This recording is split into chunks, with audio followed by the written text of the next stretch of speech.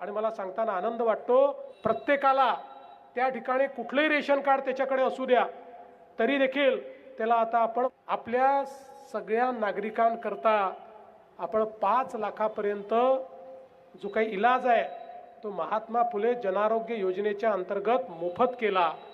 प्रत्येकाला त्या ठिकाणी कुठलंही रेशन कार्ड त्याच्याकडे असू द्या तरी देखील त्याला आता आपण मोफत इलाज देतो।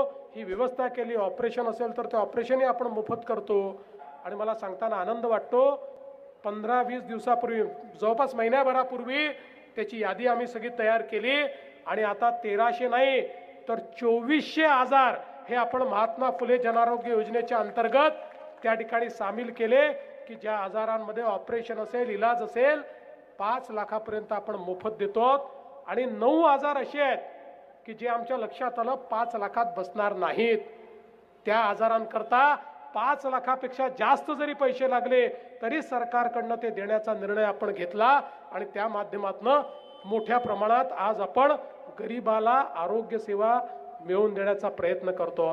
आज आपल्याला माहिती आहे की आपल्याकडे माननीय प्रधानमंत्री मोदयांनी प्रधानमंत्री सूर्यघर योजना सुरू केली आणि या योजनेच्या अंतर्गत त्या ठिकाणी सबसिडी देऊन प्रत्येकाच्या घरावर सोलर लावून त्याला विजेचं बिलच द्यावं लागणार नाही अशा प्रकारची व्यवस्था केली।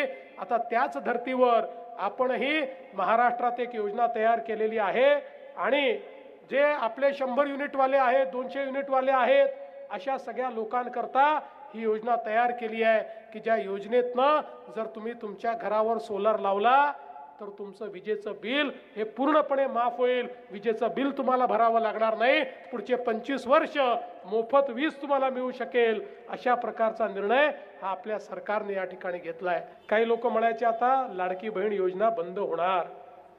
1 वर्ष झालं पण आम्ही ती योजना बंद केली नाही आणि जोपर्यंत लाडक्या बहिणीचा देवाभाऊ मुख्यमंत्री आहे तोपर्यंत ही योजना बंद होणार नाही।